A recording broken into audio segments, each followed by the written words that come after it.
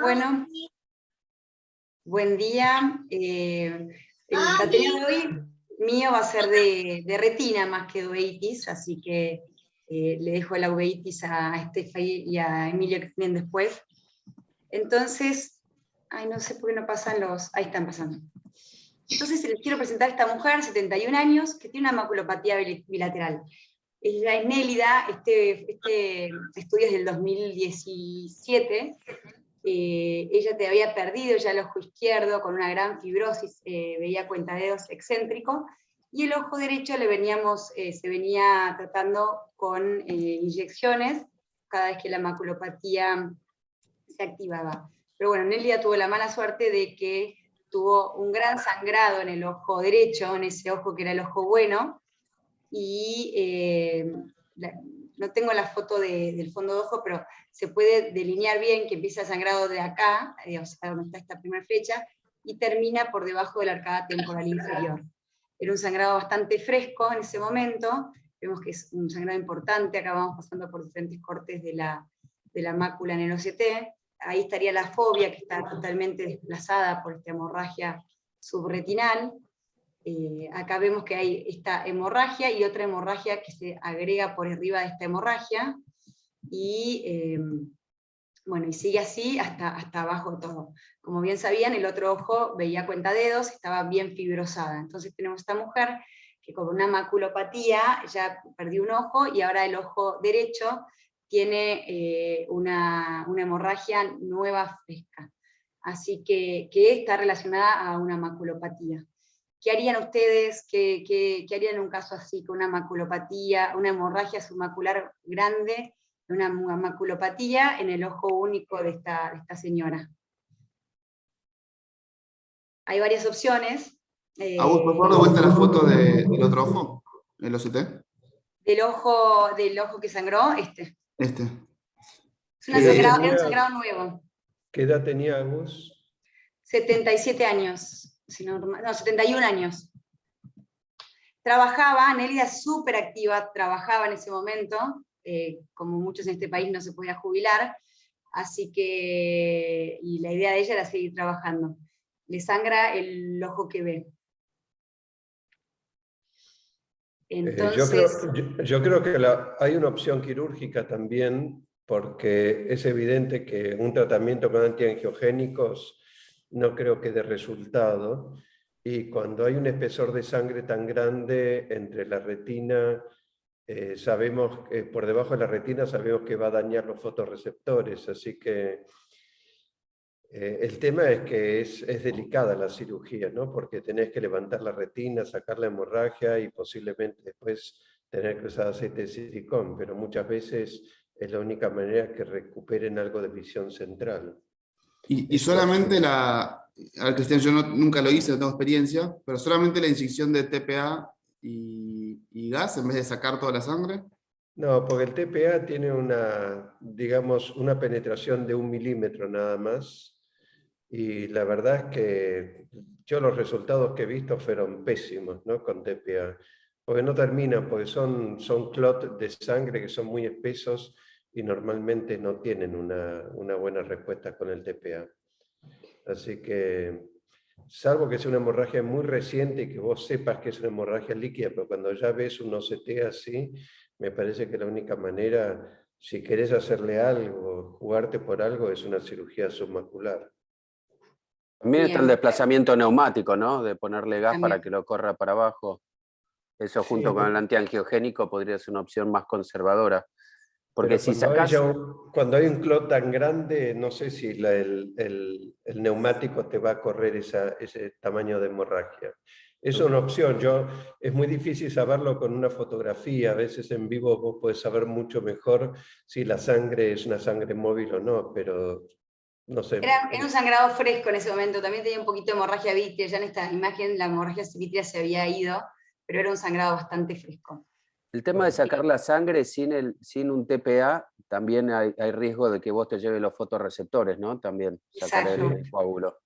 Sí, sí. Exacto. Sí. Es más, hay un estudio que es el estudio de cirugía, el Submacular Surgery Trial, que mostró cuando sacás las hemorragias que se hizo en el año 90, o sea, fue un estudio que hice entre el 98 y el 2000, y mostró sí que genera mucho daño en los fotorreceptores el tema de sacar la hemorragia.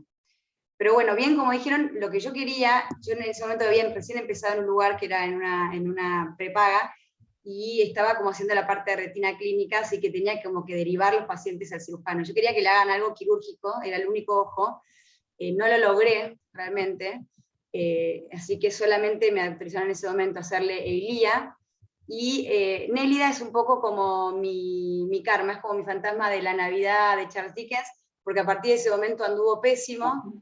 Esto es actualmente, o sea, esto era el día con la sangre, y esto es actualmente, 4 años después, todavía tiene la gran fibrosis esa zona, ahora tiene una catarata además, ve movimiento de mano, desde entonces obviamente no pudo trabajar más, usa el bastón baranco, está muy deprimida, tiene síndrome de Charles-Bonnet, encima el marido se murió de cáncer entre medio, es una tragedia total.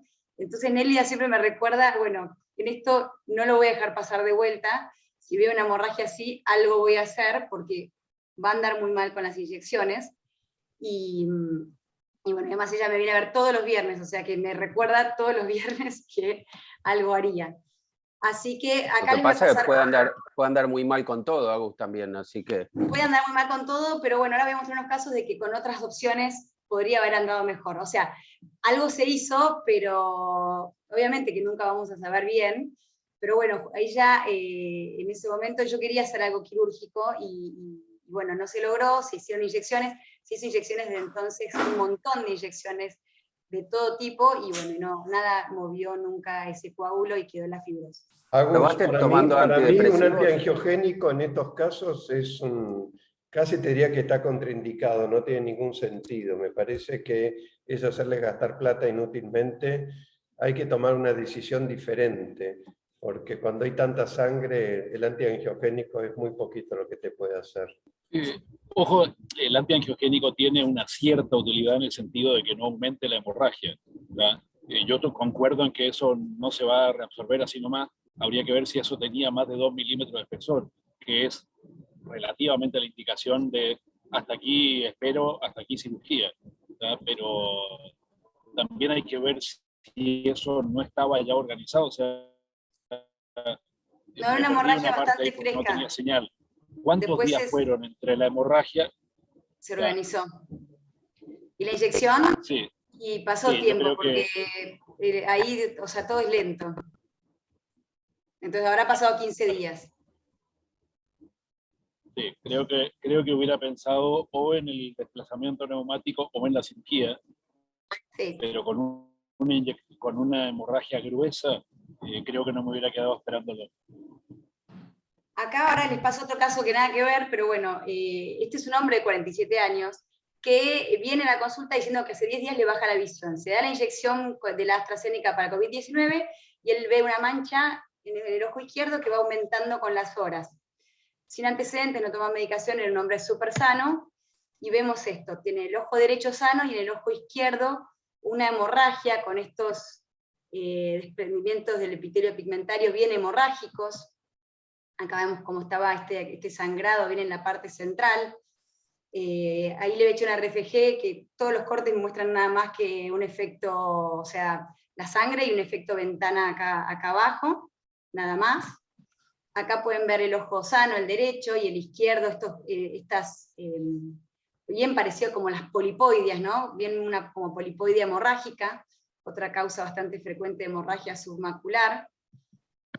Acá en otra foto, bueno, y en este caso, yo lo pensé que era como una hemorragia subretinal por una vasculopatía coroidea polipoidea idiopática, y bueno, lo raro es que él insistía mucho con la relación con la vacunación. Entonces busqué, no encontré nada, y entonces podrá haber sido una causalidad que haya sido un evento vasoclusivo que hizo que sangraran esos pólipos que él por ahí tenía ya en la coroides, o la otra opción, que este ya es un invento mío, pero bueno, podría haber sido que el estrés de vacunarse le aumentó la epinefrina y la norepinefrina, aumentó la presión arterial y le sangró los vasos coroides, donde tiene tenía ya o sea, seguramente un pólipo en esa coroides. O también puede haber sido casualidad, que de todas maneras tenía una vasculopatía coroidea polipoidea y iba a sangrar. No lo sabemos, pero bueno, justo se dio la anécdota que coincidió con la vacunación. Ay, bueno, ¿qué harían en este paciente? O sea, yo ya tenía esta experiencia y dije, bueno, tenemos esto que posiblemente sea una vasculopatía, sabemos que responde mal a las inyecciones, un hombre sano de 47 años, ¿qué le harían? Y depende si es realmente una polipodia o no, ¿no es cierto? O sea, No lo sabemos, pero nos faltaría hacerle por ahí una impresionina RFG verde. Es y un difícil. RFG. RFG para la polipodia no sirve, porque no te muestra los vasos coroideos, te muestra los vasos retinales. Entonces, de todos modos, que el otro ojo no tenga absolutamente nada, ¿no es medio rarito? No, son muchas veces unilaterales, puede haber casos bilaterales, pero bueno, sí, el otro ojo no tiene nada. Creo que es bueno Totalmente remarcar acá que el espesor de la hemorragia es ínfimo, porque si vos ves ahí el epitelio pigmentario en desprendimiento.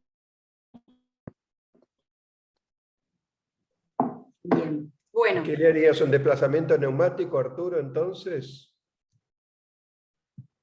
Está tocando los conos y bastiones, pero no justamente se va a reabsorber en principio, se debiera reabsorber y debiera tener relativamente buen pronóstico. Claro, que una hemorragia de 3-4 milímetros de diámetro tenga un espesor de 2-3 milímetros. Eso, como regla de dedo, digamos, las hemorragias gruesas suelen abarcar más de todo el polo posterior. Esta no es una hemorragia gruesa, para tener en cuenta, ¿no?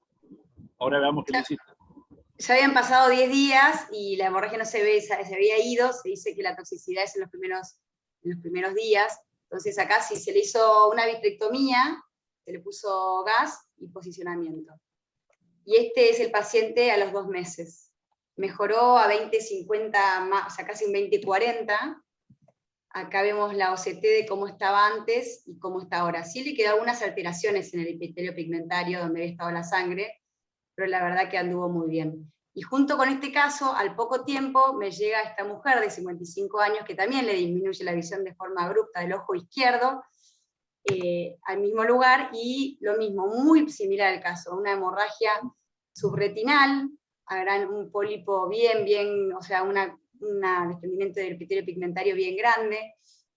Me dio la sensación de que era muy parecido al otro caso. Yo pensé que era una hemorragia subretinal debido a una polipoidea también, y como el otro habían dado también, acá hice lo mismo, vitrectomía, SP6, Avastin, y posicionamiento. Y acá le hice Avastin porque con la misma cirugía, porque sí parecía más una imagen, una polipoidea. En el otro, como había tenido la inyección de COVID y no sabía si no había algún factor de coagulación medio raro, preferí directamente hacerle solamente. Agus, parece más una membrana yuxtapapilar, ¿no te parece? Podría ser también una membrana yuxtapapilar, o sea, no estaba, o sea, yo lo tomé como si fuese o una maculopatía con una membrana yuxtapapilar o una polipoidea, que son también yuxtapapilares por lo general de una forma u otra, tenía una importante hemorragia más que el otro, y no quería esperar a ver que esta hemorragia se reabsorba porque me parece que iba a tardar bastante en irse sola. Entonces, y esto que les traje, bueno, este es al mes de la paciente. Así estaba con el desplazamiento neumático, y esto fue el OCT al mes, que está esta membrana que es bien yuxtapapilar, y a los 2 meses ya veía 20-30. Y acá es otro caso que les traje, bueno, este era el inicial, cuando veía 20-400, y acá a los 2 meses, que ya veía 20-30.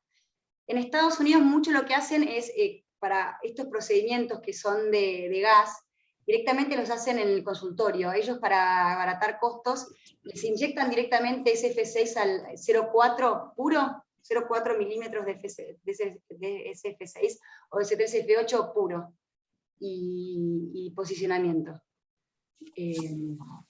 Así que con eso hay un montón de casos reportados que es lo que hacen, y con eso abaratan el costo de quirófano para los pacientes.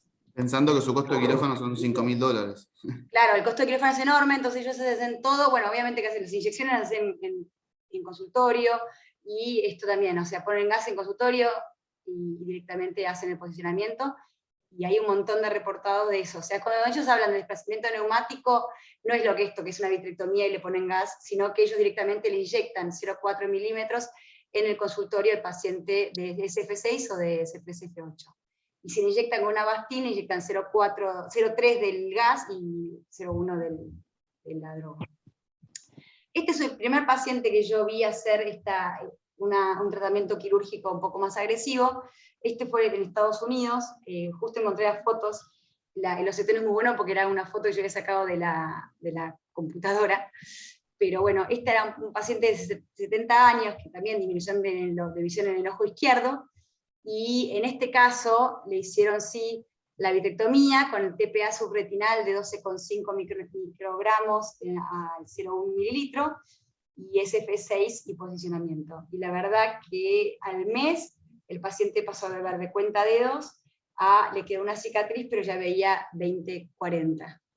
Entonces, yo me acordaba de esto, en Estados Unidos se hacía mucho TPA subretinal, mucho también el desplazamiento neumático, inclusive cuando yo me estaba yendo estaban haciendo un trabajo donde estaban comparando todo, los diferentes resultados de todos los tratamientos, y la otra vez estaba yo acá en Lomas, hace 2 meses, y me llega esta señora, una mujer de 82 años, que hace más de 1 año y 2 meses le había bajado la visión del ojo derecho y no se animó a consultar por la pandemia.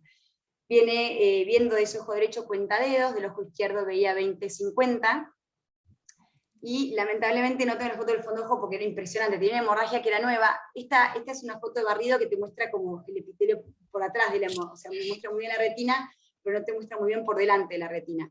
Pero acá les quiero mostrar, o sea, la hemorragia empezaba desde arcada, y era una hemorragia muy nueva, esta parte, y después tenía una hemorragia más vieja, que ahí les voy a mostrar dónde empezaba.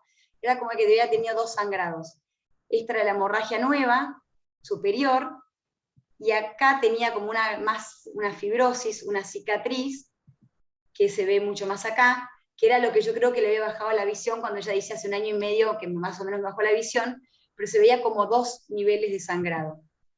Entonces, y este es el otro ojo. Entonces, yo veo a esta paciente y digo, algo hay que hacer. También trabaja, es panadera. Entonces, como le veía una hemorragia nueva, dije, algo hay que hacer. Entonces, acá estaba en Lomas, entonces hablo con el doctor Rosendi, que le digo, yo creo que le haría algo porque yo siento que va a mejorar con una TPA. Entonces investigué, y en estos casos hay que hacer el doble de dosis. Ahí en vez de TPA al 12,5, poner un TPA de 25, porque ya es una hemorragia más vieja. Entonces yo creía que era una hemorragia subretinal asociada a una maculopatía, que tenía ya 1 año y 2 meses de evolución, pero que yo veía una zona de hemorragia antigua con un área de hemorragia más nueva. Entonces le convencí, o sea, ya no me pasa más y esta vez lo convencí para que hagamos vitrectomía, TPA a la doble de dosis, SF6 al 20%, Avastin y posicionamiento. Y la verdad que anduvo bárbaro, o sea, se ve acá lo que era la zona de hemorragia nueva, esto es a los 2 meses, ya no tiene esa hemorragia, y van a ver, acá, o sea, estoy comparando, busqué de que pasen por los mismos vasos, acá estaba la hemorragia, acá la retina se ve bien, acá se empieza a ver ya una cicatriz, que es donde empieza esta hemorragia más vieja, pero acá se ve como el límite donde estaba la hemorragia más nueva, que es esta como mancha acá, y la hemorragia más vieja que viene en el centro de la visión. Acá está todavía activa esta maculopatía, pero bueno, está mucho más pequeña. Acá pueden ir viendo cómo se compara, o sea, la verdad que mejoró muchísimo.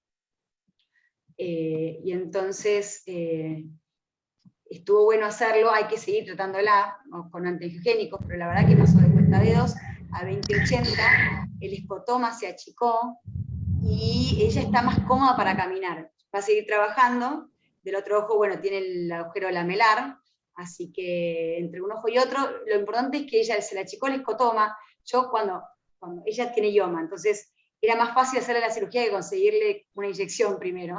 Entonces le pedí la inyección, igual la mandamos a hacer la cirugía, mejoró muchísimo, ahora estamos esperando que ya lleguen los antiangiogénicos, pero ella ya por lo menos tiene un escotoma más pequeño, está más cómoda para andar, está contenta. La verdad que fue una decisión muy buena porque valió la pena hacerlo. Entonces, acá les quiero mostrar, esta no es esta paciente, pero acá le pedí un video para mostrarles al doctor Rosendi cómo es. Esta es una aguja 41G, que es, vos entras por 23G y inyectás la de TPA subretinal, ahí está inyectando. Antes se veía, tenía una hemorragia acá que se ve cómo se corre ahí van a ver cómo se corre, la hemorragia de la mácula, de la fobia, y entra por 23G hasta por 25G, o sea, es una agujita extensible, y ahí uno lo va inyectando. En general te inyecta, en Estados Unidos tenían un pedal que lo conectan al vitrectomo, acá tenés la instrumentadora que te inyecta despacito, pero bueno, básicamente es eso, o sea, te ponen TPA, no se tiene que esperar nada, se pone el gas, te pones inyección si quieres poner la inyección, y listo, eso es todo. Y la verdad que los resultados son excelentes. Entonces, bueno, como ya un poquito de lo que ya saben, la hemorragia es la relación entre la retina neurosensorial y el epitelio pigmentario. En ciencia, en pacientes con maculopatías bajas, es una enfermedad es raro que pase del 0,14, no es nada más frecuente. Y como etiología puede ser una neovascularización de todos los tipos, sobre todo la más frecuente es la maculopatía asociada a la edad y la vasculopatía coroidea polipoidea, son las dos que más sangran. Después iatrogénico, por ejemplo, en una cirugía de estrabismo o en una cirugía de Buckel, o en un trauma penetrante que tenga una hemorragia, o por ejemplo un macroneurisma. Pero lo más frecuente, y todos los estudios están hechos casi siempre en maculopatía y en vasculopatía coroidea polipoidea.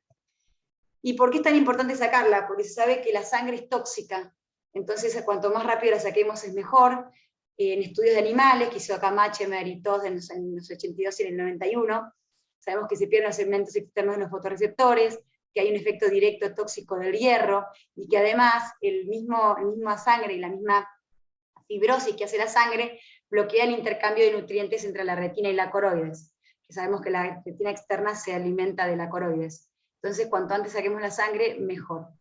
Y acá en el año 99, Cupola hizo un estudio que era en época pre-inyecciones, ¿qué pasa si esto lo dejamos a su historia natural? La historia natural es que el 80% de los pacientes van a estar mucho peor, con una visión de 20-100 a proyección luz. Y van a tener tejido fibroso, cicatriz atrófica o desgarro del epitelio pigmentario. Así que obviamente ya nadie lo observa. Entonces, ¿qué es lo que está más reportado? Las dos cosas están más reportadas, el desplazamiento neumático, este es un estudio con C3F8, allá hay dos opciones, uno es hacer el gas solo y otro es inyectar intravitrio TPA.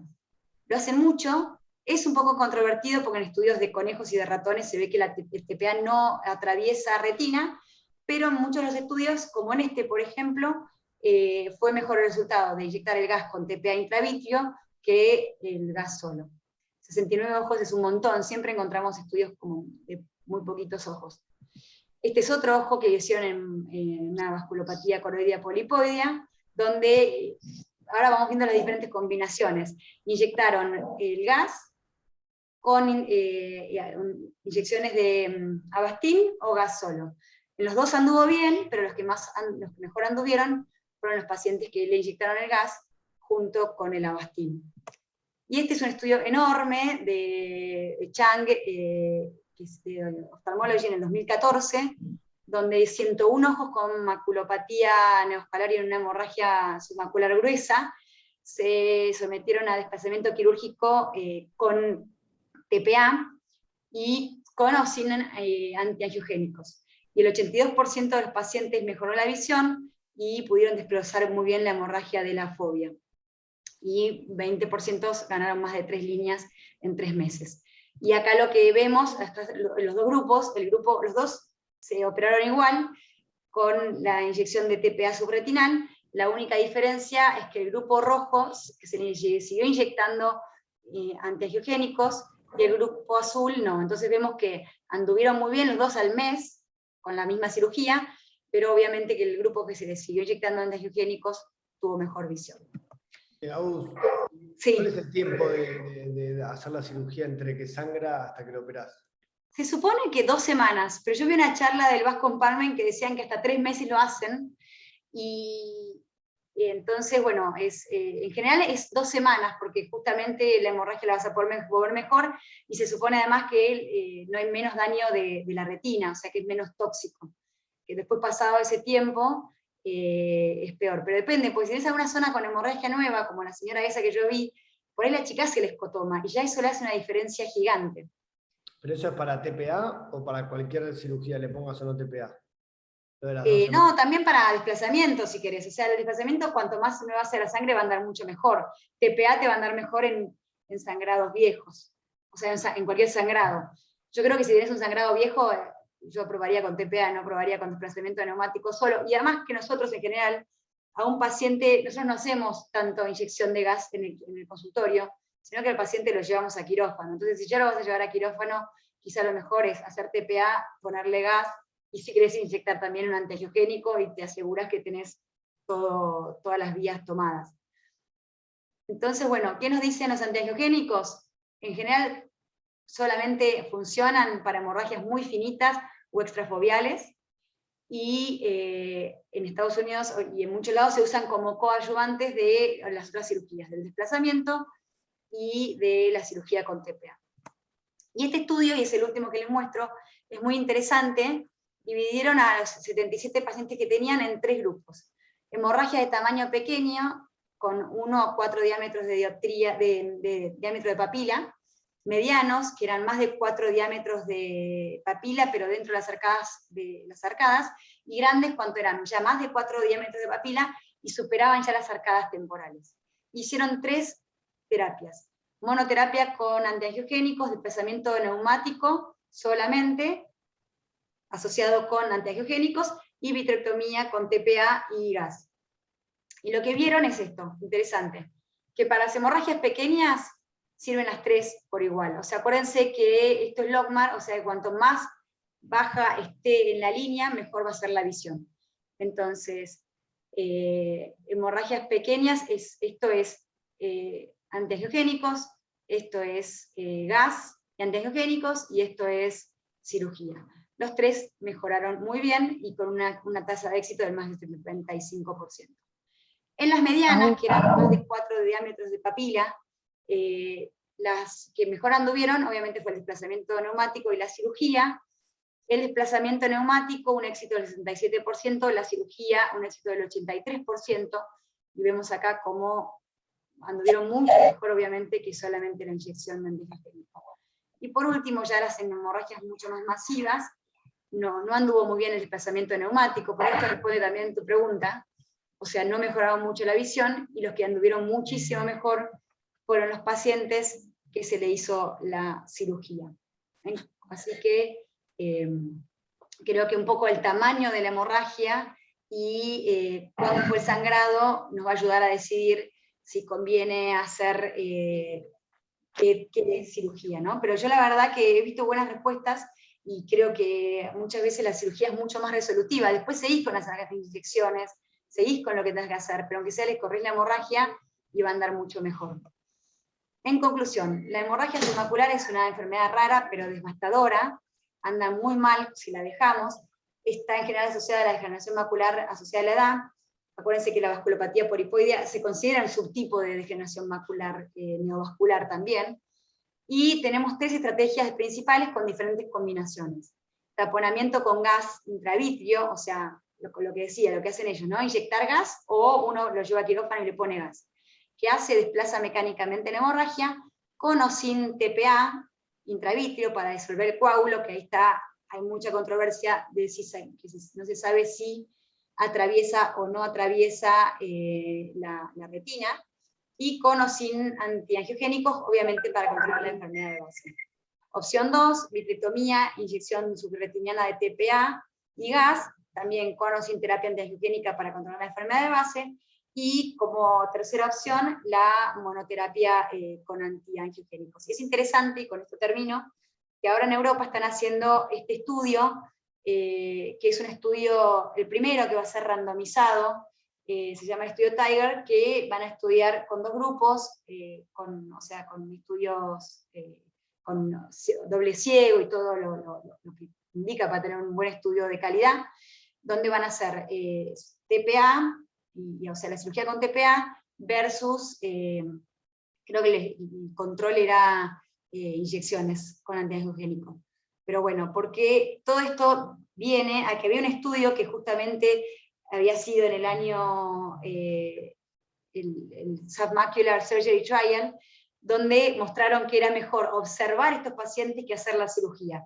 Pero en esa época, fue en el año, a fines de los 90, la cirugía era sacar la hemorragia, o se ponía un TPA que había que dejarlo como 40 minutos, no había pequeñas incisiones, no había una aguja 43G para inyectar submacular, así que ahora la idea es volver a hacer un estudio donde se compare con los parámetros que tenemos actualmente. Y con esto sí termino. Un detalle, Agus, ¿cómo conseguís el TPA? TPA lo vende Magister, lo vende liofilizado, es un polvito que viene 250 microgramos y lo tenés que diluir. O sea, Perfecto. 25 microgramos es lo que yo sepa la paciente que tenía esa hemorragia más vieja, 12,5 microgramos es lo que se usa normalmente. Y no hay que esperar, porque antes era más complicado, si había que inyectar, había que esperar 40 minutos intraquirúrgico, había que lavar después con solución salina. Ahora se inyecta, se pone el gas y se termina, o sea, haces una vitrectomía, gas, vitrectomía, TPA, gas y nada más, y listo. ¿Cuánto sale a vos? Si quieres hacer inyección. Estamos en tiempo, gente. Así que bueno. Son las 8. Sí. Y bueno, Agus, había quedado una pregunta de Eduardo, si mirás el chat, por ahí se la podés responder, así la ven todos. Y seguimos con el Ateneo. Agus, Sí. no habla en ningún trabajo, no has tenido recidivas. Nosotros tenemos un caso con Viviana que operamos, pusimos TPA, quedó divino, estábamos chochos, fotografía, qué sé yo, y cuando se fue el gas, no hizo una hemorragia, creo que más grande que la que traíamos, ¿no? No estos casos que mostré, pero sí leí en uno de los estudios, que creo que fue el de 102 pacientes, tenían un 6% de resangrado. El de Chang, el del 2014. La otra contra que tenía el TPA de antes es que tenía que estar en nitrógeno líquido, entonces era un problemón, porque claro, era el menos 70 grados, menos 80 grados, no sé cuánto tiene el nitrógeno, era muy complicado conseguirlo, llevarlo al quirófano, era todo un lío. Claro, lo bueno ahora es que viene en un polvito, entonces vos podés guardarte los fraquitos en el quirófano y lo generás en el momento. Entonces eso también es una gran solución. Vos, Pablo, hiciste ese, ¿no? El polvito de Magister. Sí, de Magister. Sí. Sí. Sí, es una solución, que lo mandan todo. Le entrego a Steffi, que ahora sí les va a dar para obtener uveitis. Deja de compartir, Agus. ¿Cómo Gracias, hago? Agus. Muy linda tu presentación. Gracias. Buenísimo. Vos mirás el chat, Agus, entonces le respondés a Eduardo. Bueno, parte de eso ya se respondió.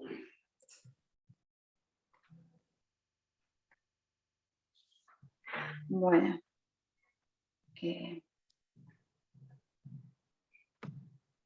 Ahí compartí la pantalla. Bueno, buen día. Yo soy Stephanie Olivera Plata. Para los que no me conocen, estoy haciendo el fellow con Emilio. Y les voy a presentar hoy este caso, que se trata de una mujer de 41 años, que como antecedente, el único antecedente que refería era una cirugía refractiva en ambos ojos, y la visión en el momento de la evaluación era de 5 décimas en el ojo derecho y de 10 décimas en el ojo izquierdo. Cuando la vemos en la biomicroscopía, vemos que la córnea estaba clara, pero tiene precipitados queráticos, finos y eran difusos. Acá se ven mejor los precipitados, algunos eran estrellados. También tenemos en la cámara anterior un tindal de una cruz. En el reborde pupilar había nódulos de Koeppe y en el cristalino tenía una catarata subcapsular posterior. Esta foto es para que comparemos el iris de un ojo y el otro, si bien la del ojo derecho está un poquito más quemada, sobre todo acá abajo se ve que hay diferencia en la profundidad de las criptas, con lo cual había presencia de heterocromía. La presión era normal en ambos ojos y lo único que había en el fondo de ojos del ojo derecho era vitreitis de 1 a 2 cruz y el ojo izquierdo era totalmente normal. Entonces, ante un cuadro como este, que es una uveitis unilateral, con los precipitados finos, de una inflamación de bajo grado y un poquito de Tyndall, estamos en presencia de una uveitis de Fuchs. Sabemos que esta uveitis es crónica, que el tratamiento más bien está orientado al tratamiento de las complicaciones, que puede ser la catarata, el glaucoma o las opacidades vítreas. Y en este caso de esta paciente presentaba una mala visión, catarata y opacidades vítreas de 1 a 2 cruces. Entonces lo que se indicó fue la facovitrectomía que se hizo en el 2019 con implante de lente intraocular. Acá les dejo una foto porque se ve bastante que tenía bastantes opacidades en el vitrio, y con capsulorhexis posterior realizada intraquirúrgica. Lo curioso de este caso es que en el 2022, o sea, los controles que se hicieron después del 2019, fueron los controles postquirúrgicos que correspondían y se fueron espaciando hasta de forma anual. Y en el 2022 vuelve con una muy buena agudeza visual de 10 décimas, y cuando vemos la biomicroscopía el ojo estaba muy bien, o sea, la córnea estaba clara, no había ni un solo precipitado. Acá les dejo la retroiluminación para que se note que no había Tyndall, no había nada de inflamación, los nódulos se habían ido 2 años después de que la paciente se había operado. ¿Quién lo diría, no? Porque la verdad que si uno piensa que es una uveitis crónica, siempre tendría que haber algún grado de inflamación. Entonces Emilio se agarró así la cabeza con el monito y dijo, ¿será que esto está reportado? ¿Hay algo más en la literatura por ahí que estemos, de lo que estamos viendo? Entonces ahí nos preguntamos si habían reportes similares y fuimos a buscarlos ahí. Y lo que encontramos fue este artículo de 1955, muy fresquito, de este autor, de Franceschetti, que él hace una descripción de todo lo que es la uveitis de Fuchs y describe muy bien los precipitados y demás. Y cuando habla de los precipitados hace mención a que en esa época había algún que otro reporte de ausencia de precipitados queráticos, sobre todo después de cirugía de cataratas. Alguno había reportado que nunca más habían vuelto a aparecer, pero en la experiencia del autor él menciona que tenía 62 ojos operados y que solo en un caso se habían ido los precipitados, pero habían vuelto 6 años después. En este otro review del 93 de Nicholas Jones, lo que él menciona, habla de inflamación evanescente en la uveitis de Fuchs. Habla de una ausencia de inflamación, que cita el artículo de Franceschetti y además se basa también en experiencia personal, que la inflamación se iba y en todos los casos estaba asociado con la cirugía de catarata. En los casos de él, de Jones, él había visto que todos tenían algún estigma de Fuchs, pero no había inflamación activa incluso años después de la cirugía. Entonces, la pregunta es si tiene que ver con la cirugía de cataratas o si hay algo más nuevo con la cirugía combinada, porque en el caso de nuestra paciente es una facovitrectomía. Buscando en artículos más recientes con respecto a la cirugía de catarata, a ver si se habla de esta falta de inflamación postquirúrgica, en realidad todos los artículos hablan de que no hay una gran inflamación postquirúrgica, a pesar de que es una uveitis que es crónica, que siempre está activa, a pesar de en el momento de que uno la opera, no hacen gran inflamación después, es una uveitis que se comporta bien y tiene muy buenos resultados visuales, pero ninguno hace mención a esta falta de inflamación.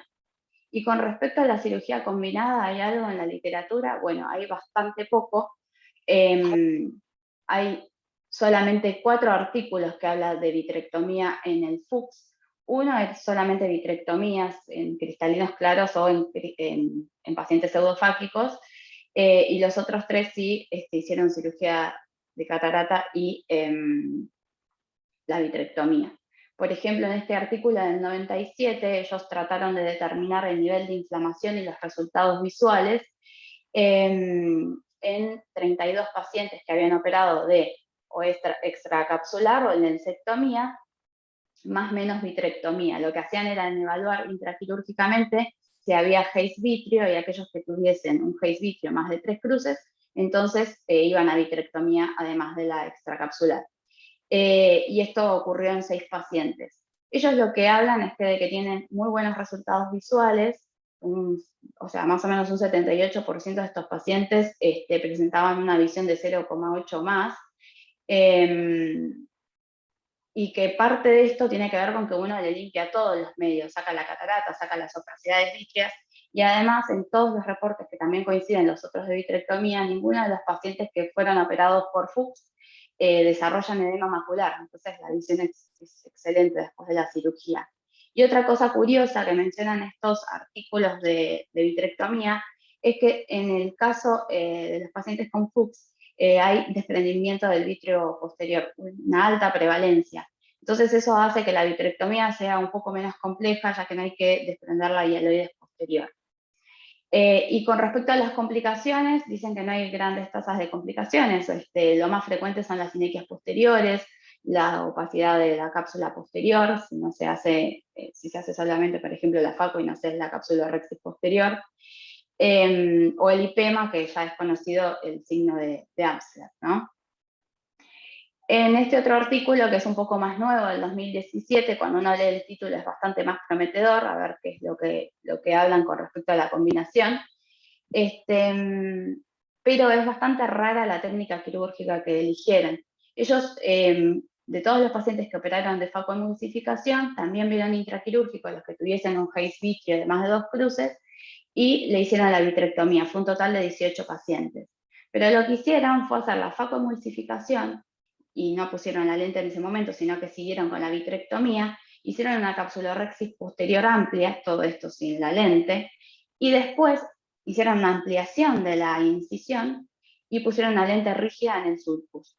No explican por qué eligen poner una lente rígida que requiere ampliar la incisión, pero a pesar de esto ellos dicen que tienen muy buenos resultados visuales y que no hay grandes inflamaciones postquirúrgicas. De todas formas, ninguno de estos artículos habla de ausencia de inflamación. Todos tienen algún grado de inflamación, bajo, pero lo hay. Entonces nos quedamos pensando, bueno, ¿y qué es esto? Fuimos a buscar a ver qué había en nuestros pacientes. De los 105 pacientes que tenemos con Fuchs, 47 pacientes se sometieron a alguna cirugía. 36 se sometieron a cirugía de catarata y 11 a cirugía de catarata y vitrectomía. De estos, el grupo de la cirugía de cataratas, encontramos que 3 ojos tuvieron ausencia de inflamación completa tiempo después de la cirugía, por supuesto sin la utilización de corticoides tópicos, o sea, no había medicación, que más o menos es un 8% de los ojos, sin precipitados, tintas, nada había. Y en el grupo de cirugía de catarata y vitrectomía, 2 ojos encontramos sin inflamación, que nos da más o menos el 16%. O sea que de todos los pacientes operados, 5 de 50 ojos tuvieron una uveitis inactiva. Con respecto a los otros resultados también coinciden con que tienen muy buena agudeza visual, más o menos el 74% tuvo una visión de 0,8 o mejor. Y en el grupo de facovitrectomía, aún más alta por esto de la capsulotomía posterior. Si bien hay baja tasa de complicaciones, de las más frecuentes es la opacidad de la cápsula posterior, como vemos acá, y también otra complicación encontrada es el lipema, que es el signo de Amsler. Acá vemos este desangrado, está en la cámara anterior. Y la otra complicación es el glaucoma, que en realidad uno no lo podría asociar tanto a la cirugía, sino que es algo propio de la patología. Cuando uno mira la bibliografía, la literatura, no hablan de mayor incidencia de glaucoma en pacientes postquirúrgicos, por ejemplo. Entonces, como conclusión, lo que podemos concluir es que la cirugía combinada puede ser una buena opción en pacientes con apacidades vítreas, sobre todo eso es segura porque ya tienen el DPB, o sea, un poquito menos compleja, y tiene excelentes resultados visuales, y además podría llegar a inactivar la uveitis. O sea, esto es una pregunta que vamos a dejar por el momento abierta. Gracias. Gracias, Estefi. ¿Es necesario ir a sacar la hialoides posterior o solamente con una vitrectomía anterior sería suficiente? Lo que pasa es que casi siempre está desprendido el vitrio en estos casos, entonces no tenés ni... Eso es una vitrectomía muy sencilla. No tenés que estar desprendiendo la hialoide, ya está desprendida en prácticamente todos. Es como... La verdad que no me he arrepentido nunca de hacer la cirugía combinada, porque los pacientes después, si vos le sacás la catarata, se quejan mucho del vitrio, porque una gran cantidad tienen compromiso del vitrio. Es más, hace poco queríamos asesinar a una paciente porque veía luz, tenía una catarata blanca, y ahora lo que se queja es del vitrio. Ve 8 décimas, veía luz, ahora ve 8 y su vida es miserable. Y yo la quiero tirar por la ventana, decir que no se abre la ventana del consultorio, pero me encantaría. Aparte es primer piso y Claro. tenemos pocas chances de éxito. Tirala, Emilio, tirala. Tendremos que hacer algo en el... Sí. Así que, no, la verdad es que si uno... En ese caso además era muy difícil, ni siquiera se podía ver cómo estaba el fondo de ojo porque la catarata era blanca, eso a veces pasa también. Pero la realidad es que hay poco publicado y lo que no sabemos es esto justamente, ¿no? De si tenemos una ventaja en hacerle catarata y vitrectomía en estos pacientes en vez de hacerle catarata solo. Tampoco son pocos los casos. Hay que ver si el glaucoma a largo plazo también cambia o no, porque ya si se quedan sin inflamación probablemente tengan menos glaucoma. Pero bueno, para eso necesitamos un número un poco mayor de pacientes y más seguimiento, ¿no? Ahora, qué bueno el trabajo de Franceschetti en el año 55, donde no existía la vitrectomía, ¿no? Esa vitrectomía realmente se empezó a hacer en el 72, ya en forma un poquito más masiva. Así que, y así todo lo operaban, porque en esa época además se haría intracapsular directamente. Capaz que sacaban vitrio también en ese momento. Claro, yo te iba a decir que algo de vitrio le sacaban seguro con esponjitas y tijeras. Claro. Pero bueno, tenían buenos resultados así todo. Sí, el Fuchs perdona todo. Sí, muy bueno, muy bueno. Bueno, queda un ratito, así que yo voy a presentar a algunos casitos. ¿Hay alguna pregunta más sobre el Fuchs? Bueno, yo voy a mostrar este caso de este chico de 24 años que consulta ahora hace poquito con mioesopsias en el ojo izquierdo. Es totalmente sano, no tiene ningún antecedente de enfermedad, no toma ninguna medicación y se queja de eso, que ve mosquitas en el ojo izquierdo, la US visual es muy buena, 10 décimos, la presión está bien y cuando miramos vemos que tiene la córnea clara. Siempre me gusta la biomicroscopía en las uveitis describirlas así, qué pasa con la córnea. Tenía precipitados queráticos presentes, tenía un tindal de una cruz, no tenía sinequias, el iris era normal y el cristalino estaba claro. Entonces acá vemos el corte en la cámara anterior, acá se ven unos precipitados muy finos que en transiluminación, si vemos acá, vemos que hay ausencia de sinequias, vemos estos precipitados que pueden ser bastante difusos, similar a lo que se ve en lo que acaba de presentar Steffi de la uveitis de Fuchs. Y este es el otro ojo, que no tiene heterocromía, pero también tiene precipitados difusos, estrellados, no forman el triángulo inferior, sino que más bien afectan todo el ojo, todo el endotelio. Él se quejaba de mioesopsia solamente en el ojo izquierdo, y tenía en el fondo de ojo derecho, tenía esto, se veía perfectamente bien, y en el izquierdo apenas un poquitito más turbio, pero recuerden que tenía 10 décimos de visión. Entonces, la pregunta es, ¿qué es lo que tiene este paciente? ¿Podés pensar en un B27, Emilio? Sí, podés pensar en un B27, lo que pasa es que no es agudo. En realidad él aparece con esas miodesopsias nada más, o sea, no tiene un ojo rojo doloroso y además es bilateral. El B27 en general es recontraagudo y puede ser unilateral pero alternante. Y además tiene muchísima inflamación, él apenas tiene algo de inflamación. La miodesopsia es la forma de presentación muchas veces de la uveitis heterocrómica, la ciclitis heterocrómica, ¿no? Claro, el Fuchs, siguiendo la charla de Steffi. Sí, claro, porque tiene los mismos... Lo que pasa es que este caso es bilateral, pero sí, puede ser. ¿Existe el Fuchs bilateral? Hemos visto algún caso con vos. Sí, sí, existe, sí. Existe, es más infrecuente, pero bueno, algunos lo reportan hasta un 10% de los pacientes que pueden ser bilaterales. En general es menos que eso, pero bueno. Entonces acá tenemos los precipitados finos en un ojo, precipitados finos en el otro, la ausencia de sinequias y las miodesopsias.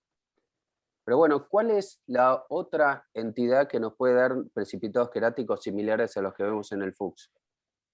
La parplanitis. Sí, este Lo dijo ojo no... Eduardo, me ganó de mano. Perdón. Perfecto, no deja, Agustina ya habló bastante. Pero miren lo interesante de esto, como acá vemos que en el polo posterior no hay nada y se ve perfecto, el ojo izquierdo un poquitito más turbio, pero si hacemos mirar el paciente hacia abajo, este paciente en el ojo derecho, que no refería ningún síntoma, acá abajo tiene bolas de nieve. El vítreo es un poquito más denso, le hice depresión escleral, no tenía banco de nieve, y el ojo izquierdo, el que sí tenía los síntomas, también tiene bolas de nieve acá en la parte inferior. Con lo cual, lo que parecía un Fuchs bilateral, en este caso, es un cuadro de parplanitis. Y con 10 décimas de visión, solo se queja de miodesopsias. Así que, ¿qué le hacemos de tratamiento a este muchacho? 24 años. Abrí la ventana. No, este es bueno, Ah. buena onda. No, para la ventana hay una sola candidata por ahora. ¿Me mostrás la bola de nieve del derecho? Porfa. Acá. Obviamente se ven mucho mejor. Acá hay, ¿ves? Este pigmento. Y el vítreo está mucho más denso acá en la parte de abajo. No se veía vasculitis, no se veían... Tendría que haberle puesto una foto solo de la parte inferior. Pero bueno, acá hay bolas de nieve. Son bien periféricos, obviamente. Estos son artefactos, esto de ahí. Con 10 décimas no le vas a hacer una vitrectomía, ¿no es cierto? No, ¿qué tratamiento le hacemos? Y bueno, hicimos el diagnóstico. ¿Subtenon de triamcinolona? Sí, pero si ve 10 décimos. O no hacer nada también, o TOLF. Gotitas directamente, Emilio. Sí, o explicarle y en función de cómo se comporte tomar alguna decisión, pero no sé si se justifica siquiera darle corticoides que le vas a acelerar la catarata o, digamos, la visión es buena y eso es lo que marcaría, ¿no? La conducta. Con el corticoide le puede subir un poco más la presión. Me parece que en el riesgo-beneficio, no sé si le haría algo en esta situación visual. Y 10 décimos de visión con una uveitis crónica y que en realidad sabemos que de la pars planitis hay más o menos un 30% de los casos donde nunca va a progresar y van a tener siempre buena visión y lo que uno puede hacer es observarlos. Siempre se divide la pars planitis en una tercera parte que no va a necesitar tratamiento nunca, otro tercio que sí va a necesitar tratamiento y un tercio donde va a necesitar tratamiento muy, muy agresivo. Así que, hecho el diagnóstico, que parecía un Fuchs bilateral, pero era una pars planitis, porque hay que mirar el fondo de ojo para descartar una uveitis anterior, y sobre todo sospecharlo, porque cuando ves esos precipitados siempre tenés que pensar en pars planitis, sobre todo si son bilaterales. Así que lo que le ofrecí a este joven era la observación, se quedó muy tranquilo con la explicación y bueno, ir haciendo controles periódicos. Al mismo tiempo viene, hace poquito, ayer, vimos esta chica de 15 años que viene de azul, con un cuadro similar. Tiene antecedentes de una uveitis en el ojo derecho de un mes de evolución y que estaba siendo tratada con gotas, con TOLF y fotorretin, y está bien porque tenía una sinequia. También era una chica sana, no tenía antecedentes, le habían hecho algunos estudios que habían dado negativos, la visión era de 8 décimos, tenía un poquito de astigmatismo, esto era sin corrección, la presión estaba bien, la córnea estaba clara, tenía precipitados muy finos, es más, algunos no me creían que tenía precipitados, había una sinequia en el ojo derecho y el iris y el cristalino eran normales, y acá tenemos el ojo derecho con esas sinequias ahí localizadas. El ojo izquierdo era totalmente normal, ven que no hay heterocromía, es el mismo color. Y en la retroiluminación, en el ojo derecho, ahí se ven los precipitados, también finos, bastante difusos, e incluso acá en la parte de arriba hay precipitados. Y en el ojo izquierdo pasaba lo mismo, que ella no se quejaba, decía que tenía uveitis en el derecho nada más. Y ahí tenía precipitados poquitos, pero difusos, lo mismo que se ven en la uveitis de Fuchs. Mirando el fondo de ojo, el ojo derecho se veía todo muy bien, parecía que había alguna alteración acá, pero en realidad no tenía edema en la mácula, sí tenía un poco Emilio, borrado para un acá. Fuchs, ¿Cómo? que tenga sinequia ya no es raro. Perfecto, ya te deberíamos descartarlo. Pero Claro, tenés exacto. precipitados igual a los del Fuchs en los dos ojos, o sea que sería un Fuchs bilateral, pero no es un Fuchs porque tiene sinequias. Entonces, de vuelta, hay que pensar en parsplanitis. No hay edema macular, está un poquito levantado los bordes del nervio en el ojo derecho, o sea que hay algo de papilitis en este ojo muy localizada, ahí en la parte de arriba, lo cual condice más con la parsplanitis. El otro ojo, el nervio está perfecto, tampoco hay edema macular, pero de vuelta, lo mismo que pasaba recién, cuando miramos hacia abajo, el vítreo está más turbio, y hay opacidades en forma de bolas de nieve. Tampoco tenía banco de nieve, en el ojo izquierdo se ven mejor, Pato, para vos, acá están las bolas de nieve, son acúmulo de células blanquecinos, ves que se borra la retina. Hay también toda una depigmentación, como para pensar en un buco Janegui arada, pero no era la historia del arada. La Así cantidad que, esa que me habré morfado, ¿no? bueno, un poco a eso va, que cuando uno ve esos precipitados tiene que pensar en parsplanitis, y si piensa en parsplanitis hay que hacer el paciente mirar para abajo. También le hice depresión escleral, no tenía banco de nieve, pero sí tenía bolas de nieve, y eso alcanza para hacer el diagnóstico de parsplanitis. Entonces, bilateral, gente joven, en este caso esta chica tenía algunas sinequias en el ojo derecho, así que el tratamiento, le indiqué tratamiento tópico, ir bajándolo gradualmente y observación, para ver si la inflamación anterior le hacía hacer sinequias o con esto alcanzaba para resolver el cuadro.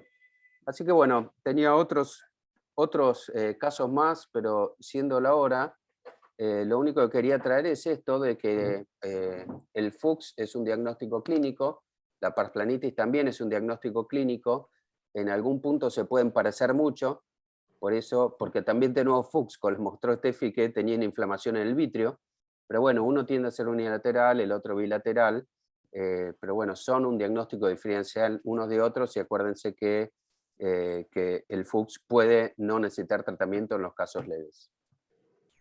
Emilio, tengo una pregunta, ¿el TOLF se lo diste por esa pequeña papilitis? ¿Responderá la papilitis al TOLF? El TOLF se lo di porque la uveitis anterior le había hecho sinequias, y en realidad venía con el TOLF, y yo lo que hice fue ir haciendo una reducción gradual y ver después si necesita o no tratamiento, pero hay que acordarse que el difluprednato, el TOLF, tiene penetración adentro del ojo, puede tener efectos sobre el edema macular y puede tener efectos sobre la papilitis también, o sea, como primera opción de tratamiento sería bastante razonable. Y la otra observación es que acuérdense que el TOLF es difluprednato, y que el mismo laboratorio tiene otra droga que se llama Talof, que es el oteprednol. Sí, es un error. Es para matarlos. La cantidad de veces que se han confundido de tratamiento vimos 2 casos hace poquito, todos con el mismo error de tratamiento. Emilio, ¿hay algún nivel de vitreitis que digas, esto no es un Fuchs? ¿O has tenido Fuchs con vitreitis, con tinta de vitrio altísimo? Sí, podés tener bastante variable, 2, 3 cruces de Hayes, lo podés tener con el Fuchs. O sea que el Fuchs, pensar que solo una uveitis anterior ya no es más así. Tantas cosas han cambiado. Antes se llamaba uveitis heterocrómica y ahora no se lo llama más heterocrómica, se llama uveitis de Fuchs, porque menos de la mitad tiene heterocromía.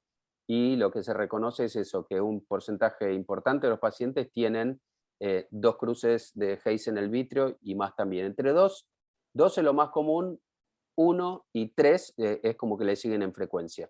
Nunca vas a tener algo de no ver el fondo de ojo, pero entre 2 y 3 definitivamente ya justifica una cirugía combinada en el caso que tengan catarata. Perfecto. Bueno, siendo 8:30, señores coordinadores, entregamos el mando. Impecable. Muchísimas gracias a los 3. Súper interesante. Y acuérdense todos que acá hay que preguntar, no hay que tener vergüenza, porque siempre son casos que surgen dudas y no sean tímidos, que para eso están los Ateneos. Bueno, hasta el próximo martes. Buena semana. Buena semana. Buena semana. Ajá. Chao, Chau, gracias. chau.